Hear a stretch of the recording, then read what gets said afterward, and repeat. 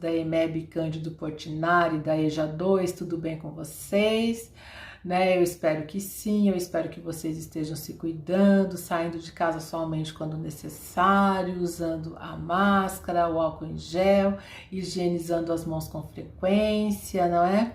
Vamos deixar essa pandemia longe da gente, né? Para quem não me conhece, deixa eu me apresentar, porque tem bastante gente nova chegando na escola. Sejam muito bem-vindos, muito bem-vindas à família Portinari.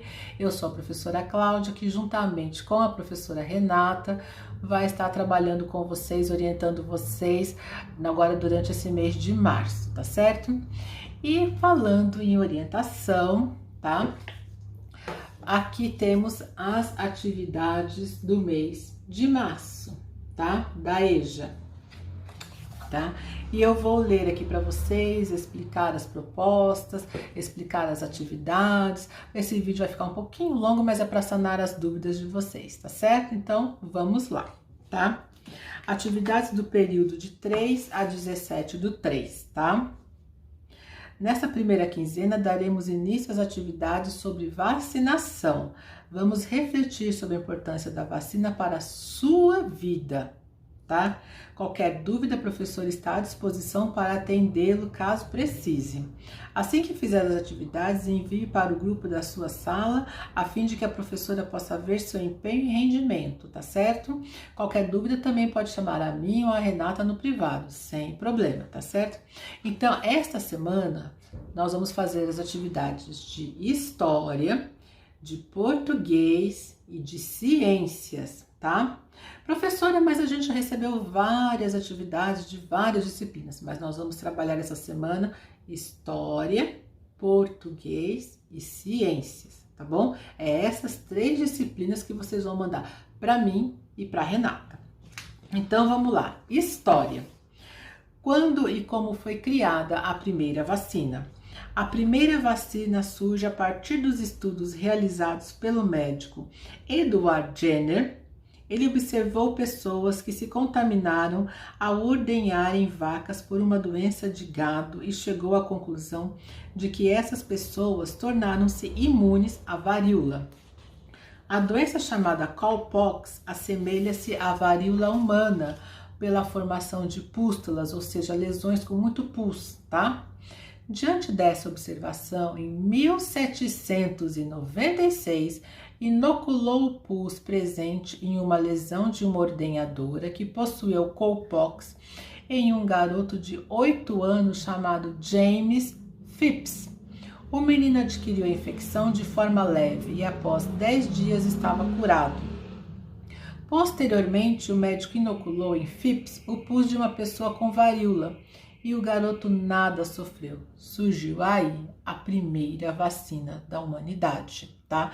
Varíola, para quem não sabe, é uma doença cruel, terrível, que mata muito, tá? Professora, eu nunca ouvi falar por conta da vacina, tá? Essa vacina que foi criada em 1796 por esse médico, tá? O Jenner, que acabou, é a única doença que a humanidade conseguiu erradicar. Porque a varíola, ela é cruel. Ela te põe de cama, ela te deixa você toda com a pele toda deformada e você morre, tá? E assim, rapidinho. E tomando a vacina, não acontece nada. Contestações a vacinas existem desde que as primeiras campanhas para vacinação foram organizadas. Elas são feitas a partir de argumentos que evocam a ética, a efetividade e a segurança dessas substâncias. No Brasil, um episódio épico nesse sentido marcou a primeira campanha de vacinação lançada pelo governo federal.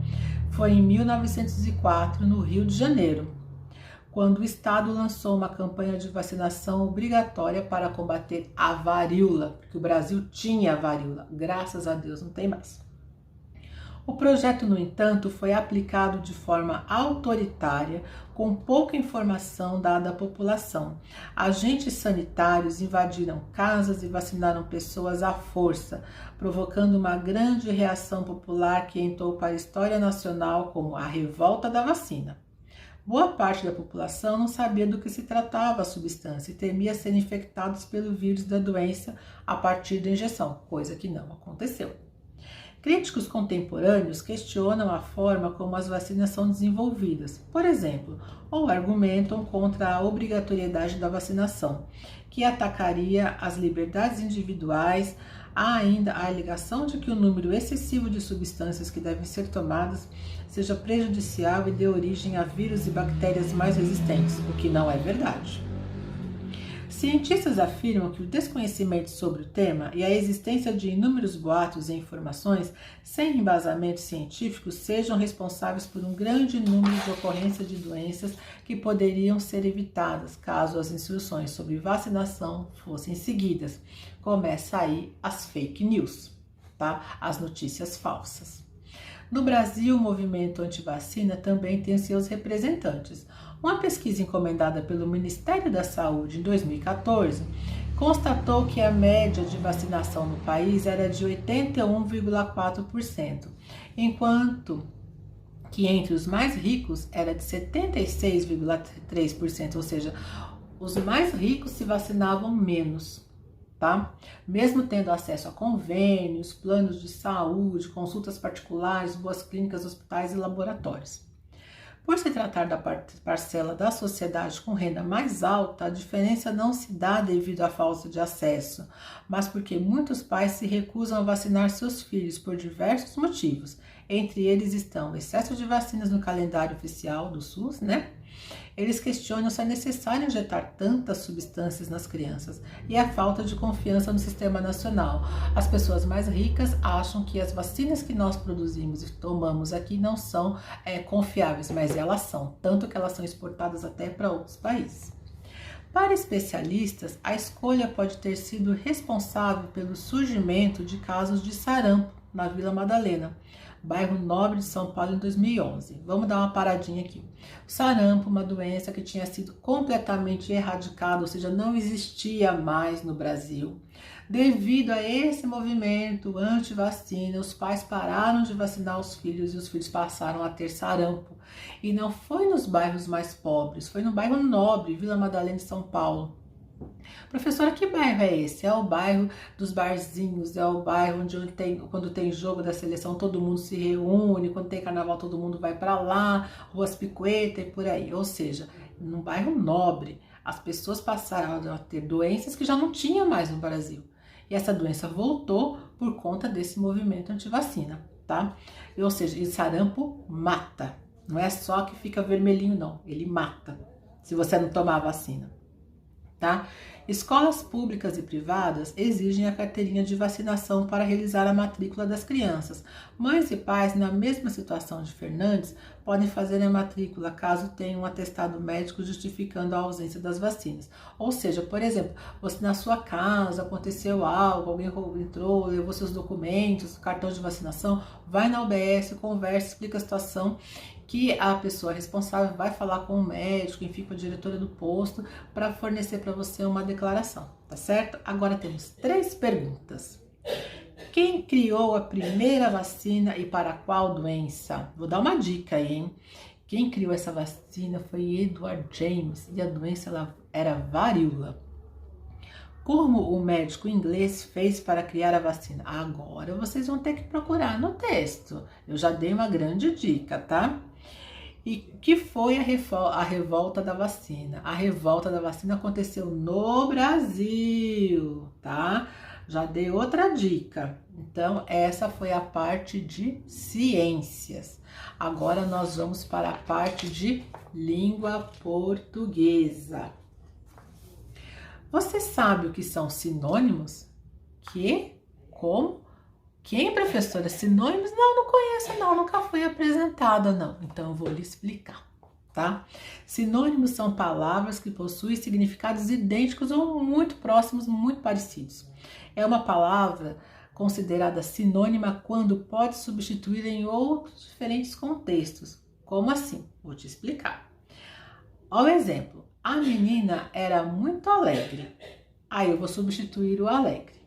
A menina era muito feliz. Tá vendo como são palavras muito parecidas e próximas? Aquele ancião era muito sábio. Agora eu vou substituir 2 palavras, ancião e sábio. Aquele idoso, que substitui ancião, era muito inteligente. Substitui sábio. Perdão, tá vendo como palavras muito parecidas, né, na hora do significado, mesmo sendo escritas de formas diferentes, são o que a gente chama de sinônimo. Atividade 1. Veja o quadro com alguns sinônimos, depois reescreva em seu caderno as frases substituindo as palavras grifadas por estes sinônimos. As palavras são contagioso, eliminada, resistente, óbito e introduzir. Vamos às frases. A varíola foi a primeira doença a ser erradicada com a vacinação. Aí eu vou substituir por qual? A varíola foi a primeira doença a ser eliminada com a vacinação. Jenner inoculou o pus da lesão de uma ordenadora com cowpox no menino Phipps. 10 dias depois, o menino estava curado. Substituindo então, Jenner introduziu o pus da lesão de uma ordenadora com cowpox no menino Phipps. 10 dias depois, o menino estava curado. Depois do experimento de Jenner, algumas pessoas tornaram-se imunes à varíola. Substituindo, depois do experimento de Jenner, algumas pessoas tornaram-se resistentes à varíola, tá?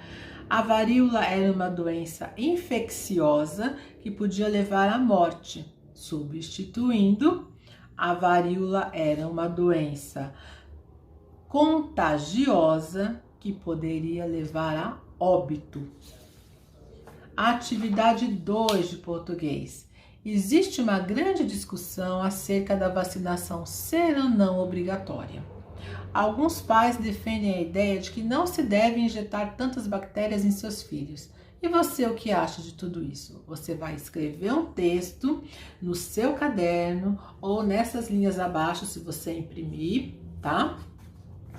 Dizendo a sua opinião sobre um tema tão polêmico. Como assim, professora? Você vai dizer, não, professora, eu sou a favor da vacinação, tem que ser obrigatória sim, porque se todo mundo estiver vacinado, ninguém pega a doença, e isso é um fato, tá? Agora, vem o outro, não, eu não quero que vacina, não quero que vacina, eu não quero que coloque nada em mim, né, e tudo mais. Por quê? Porque é um direito que eu tenho. Mas e as pessoas podem pegar doença? Eu não quero saber, é um direito que eu tenho. Então você vai escrever. Mas não podemos esquecer de uma coisa: doenças que tinham sido tiradas do mapa, que não existiam mais, estão voltando para o Brasil. Por quê? Falta de vacina. Agora vamos para a nossa última atividade desta semana. Só dessa, tá? Ciências, olha aqui que bonitinho, gente, coisa mais fofa. Aqui a gente tem o vírus, aqui a gente tem aonde o vírus ele é tratado e aqui a gente tem a vacina e a seringa, coisa mais linda, tá? Vacinas são formas de imunização ativas, ou seja, substâncias preparadas com micro-organismos, vírus ou bactérias, mortos ou inativos ou fragmentos deles. Vírus e bactérias são considerados inativos quando perdem a capacidade de se reproduzir. Uma vez introduzidos no organismo, as vacinas provocam a produção lenta de anticorpos específicos para cada tipo de micro-organismo. É um processo que demora cerca de 1 mês, tá? O que acontece, por exemplo, com as vacinas contra o sarampo, a rubéola e a raiva. Ou seja, você tomou a vacina contra o sarampo, rubéola, a raiva, depois de 1 mês é que você já está protegido. Você não vai mais pegar nesse tipo de doença. Tem vacinas que demoram mais tempo, tem vacinas que demoram esse tempo, tá? Mas todas as vacinas são seguras. Todas as vacinas são eficientes e eficazes e ninguém vai colocar um vírus que esteja ativo. Pode tomar vacina tranquilamente, sem preocupação, porque é só um bichinho morto, entre aspas, que vai entrar aqui, porque aí o nosso sistema de defesa, os nossos soldadinhos vão falar assim, o quê? Intruso, vamos atrás desse intruso, vamos colocar ele para correr. Mas se eles não souberem o que é um intruso, eles não vão pôr para correr, eles vão abrir a porta e falar, entra, querido, vai abrir a porta pro ladrão. Não pode.